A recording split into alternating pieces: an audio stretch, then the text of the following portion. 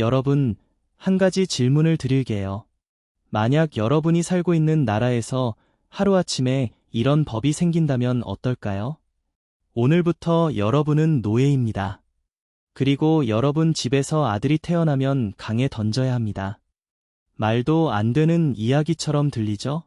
근데 실제로 이런 일이 있었어요. 그것도 수백만 명의 사람들에게요. 오늘은 성경에서 가장 극적이고 가장 가슴 아프고 동시에 가장 희망적인 이야기 중 하나가 시작되는 바로 그 첫 장면을 함께 들여다볼 거예요. 바로 출애굽기 한 장입니다. 자, 먼저 출애굽기가 뭔지 잠깐 설명드릴게요. 출애굽기는 한자로 풀면 애굽을 나온 기록이라는 뜻이에요. 여기서 애굽은 우리가 잘 아는 이집트예요. 성경에서는 이집트를 애굽이라고 부르거든요.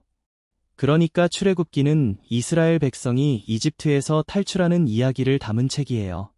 그런데 탈출 이야기를 하려면 왜 탈출해야 했는지부터 알아야겠죠?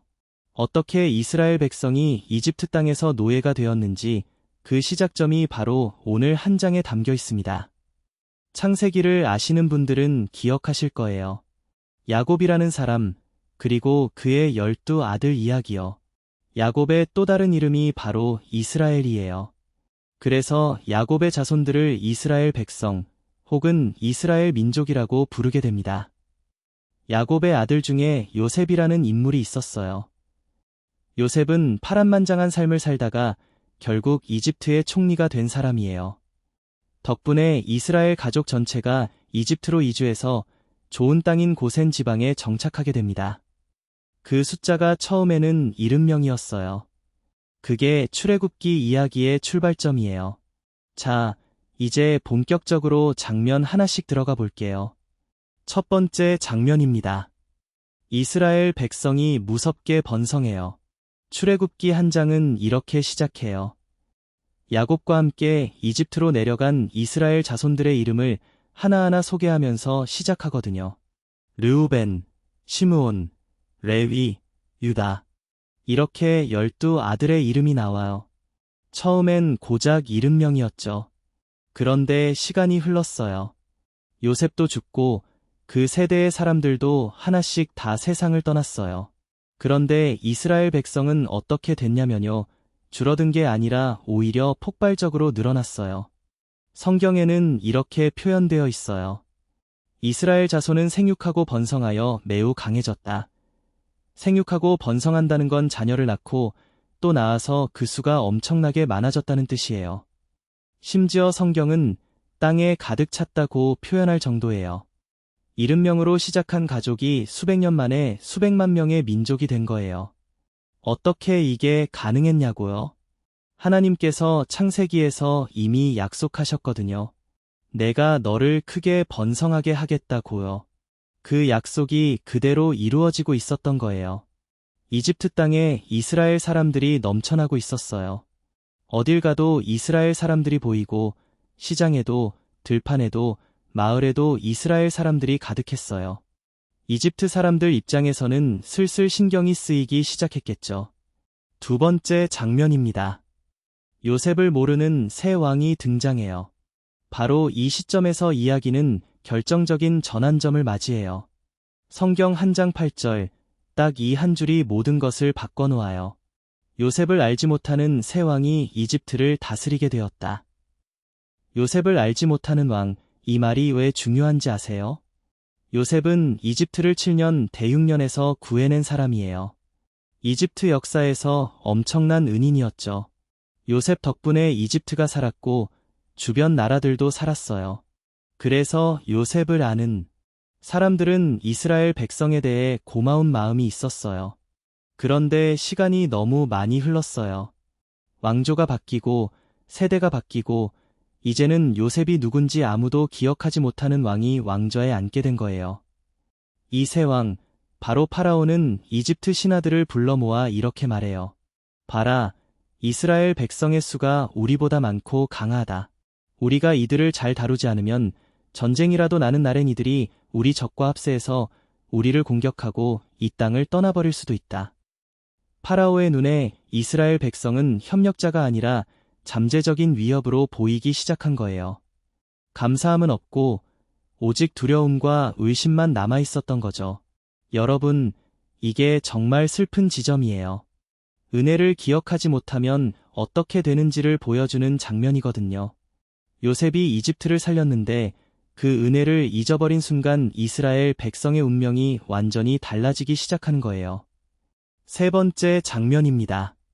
노예가 된 이스라엘 백성. 파라오는 결정을 내려요. 이스라엘 백성을 억누르자, 강제 노역을 시키자. 그래서 이집트는 이스라엘 사람들 위에 감독관들을 세우고 강제로 무거운 짐을 지게 만들어요. 피라미드를 아시죠? 그 거대한 건물들요. 바로 이 시기에 이스라엘 백성들이 흙과 돌을 나르고 벽돌을 굽고 건물을 세우는 모든 힘든 일을 도맡아 하게 된 거예요. 성경에는 이스라엘 백성이 비돔과 라암셋이라는 두 개의 성을 지었다고 나와요. 이 도시들은 실제 역사에서도 이집트 유적으로 발견되는 곳들이에요. 그러니까 이건 그냥 신화가 아니라 실제로 있었던 역사적인 사건이에요. 얼마나 혹독하게 부렸냐면 성경은 이렇게 표현해요. 고된 노동으로 그들의 삶을 괴롭게 했다. 진흙을 이기고 벽돌을 굽고 밭에서 온갖 일을 강요당하는 정말 숨막히게 힘든 삶이었어요. 그런데 놀라운 일이 벌어져요. 파라오가 이스라엘 백성을 억누르면 억누를수록 그들의 숫자는 오히려 더 늘어나는 거예요. 마치 봄에 잡초를 뽑으면 뽑을수록 더 많이 나오는 것처럼요. 이집트 사람들은 점점 더 무서워졌어요. 그래서 더 가혹하게 다뤘어요. 그래도 이스라엘 백성은 줄어들지 않았어요. 하나님의 약속이 어떤 억압으로도 막을 수 없다는 걸 보여주는 거예요. 네 번째 장면입니다. 두 산파 여인의 놀라운 용기. 파라오는 강제 노역만으로는 이스라엘 백성을 줄일 수 없다는 걸 깨달았어요. 그래서 더 끔찍한 계획을 꺼내들어요. 파라오는 두 명의 히브리 산파를 불러요. 이름이 시브라와 부아예요. 산파는 출산을 도와주는 사람이에요. 쉽게 말하면 아기를 받아주는 사람이죠. 히브리 여성들이 아기를 낳을 때 옆에서 도와주는 역할이에요. 파라오는 이 두 여인에게 이렇게 명령해요. 히브리 여인이 아기를 낳을 때 아들이면 죽이고 딸이면 살려라. 말문이 막히는 명령이에요. 국가 최고 권력자인 왕이 두 명의 평범한 여인에게 갓 태어난 아기를 죽이라고 명령하는 거예요. 이때 여러분, 이 두 여인의 심정이 어땠을까요? 생각해보세요. 시브라와 부아는 히브리 사람이에요. 이스라엘 사람이라는 뜻이에요. 그러니까 지금 파라오는 이 두 여인에게 자기 민족의 아기를 자기 손으로 죽이라고 하는 거예요. 얼마나 무서웠을까요? 왕의 명령을 거역하면 자기 목숨도 위험한데 얼마나 갈등이 됐을까요? 명령을 따르자니 양심이 허락하지 않고 거역하자니 죽을지도 모르는데 그런데 시브라와 부아는 결정을 내려요. 목숨보다 양심을 택하기로 한 거예요. 성경은 이렇게 기록해요.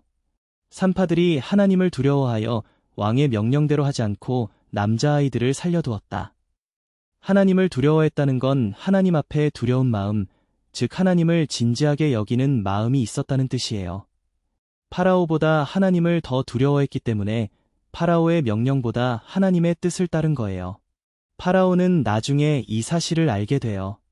아기들이 계속 살아있거든요. 파라오가 두 산파를 불러서 추궁해요. 왜 명령을 따르지 않았느냐? 왜 남자아이들을 살려두었느냐? 그러자 시브라와 부아는 이렇게 대답해요. 히브리 여인들은 이집트 여인들과 달라서 매우 건강하거든요. 우리가 가기도 전에 이미 아기를 낳아버려요. 이게 사실인지 아닌지는 알 수 없지만 두 여인은 목숨을 걸고 지혜롭게 상황을 넘긴 거예요. 하나님은 이 두 여인을 그냥 지나치지 않으셨어요. 성경에는 이렇게 나와요. 하나님이 산파들에게 복을 주셨다. 그들에게 가정을 이루어 주셨다. 용기 있게 옳은 일을 한 이 두 여인에게 하나님이 직접 축복해 주신 거예요. 시브라와 부아. 이 두 이름은 성경에서 정말 중요한 의미를 가져요. 당시 파라오의 이름은 성경에 기록되어 있지 않아요. 그런데 이 두 산파의 이름은 정확하게 기록되어 있거든요. 하나님이 어떤 사람을 기억하시는지를 보여주는 것 같아서 정말 마음에 남는 장면이에요. 다섯 번째 장면입니다. 파라오의 최후 명령. 산파 작전이 실패했다는 걸 알게 된 파라오는 더 극단적인 명령을 내려요. 더 이상 몰래 죽이는 방법을 쓰는 게 아니라 아예 공개적으로 선언해버리는 거예요. 히브리인에게서 태어나는 아들은 모두 나일강에 던져라. 딸은 살려도 된다. 나라 전체에 내려진 명령이에요. 모든 이집트 사람들이 이 명령을 실행해야 해요. 히브리 남자 아기를 보면 강에 던지라는 거예요. 생각해보면 얼마나 잔인한 세상인지 몰라요. 아기가 태어나는 날이 기쁜 날이 아니라 두려운 날이 되어버린 거예요. 특히 아들이 태어나면 그 아이를 어떻게 해야 하나 부모들의 가슴이 얼마나 찢어졌을까요? 그런데 이 장면에서 우리는 잠깐 멈추고 생각해야 해요. 바로 이 명령 때문에 탄생하는 아기가 있거든요. 그 아기가 누구냐면 바로 모세예요. 이스라엘 백성을 이집트에서 탈출시킬 위대한 지도자 모세가 바로 이 상황 속에서 태어나는 거예요. 파라오는 이스라엘을 없애려 했지만 하나님은 이 상황 한가운데서 오히려 이스라엘을 구할 사람을 준비하고 계셨던 거예요. 정말 놀랍지 않나요? 자, 오늘 이야기를 정리해 볼게요. 출애굽기 한 장은 짧지만 정말 많은 것을 담고 있어요. 70명으로 시작한 이스라엘 백성이 엄청나게 번성하는 이야기, 은혜를 모르는 새 왕이 등장해서 이스라엘을 억압하기 시작하는 이야기, 강제 노역으로 고통받는 이스라엘 백성의 이야기, 그리고 목숨을 걸고 옳은 일을 선택한 두 산파 여인의 이야기, 마지막으로 파라오의 끔찍한 최후 명령까지. 이 모든 이야기가 딱 22절 안에 다 담겨 있어요. 오늘 이야기에서 제가 가장 인상 깊게 느끼는 건 두 가지예요. 첫 번째는 하나님의 약속은 어떤 상황에서도 막을 수 없다는 거예요. 파라오가 억압해도 강제 노역을 시켜도 이스라엘 백성은 계속 늘어났어요. 하나님이 번성하게 하겠다고 하신 약속은 세상의 어떤 권력도 막을 수 없었거든요. 두 번째는 평범한 사람도 세상을 바꿀 수 있다는 거예요. 시브라와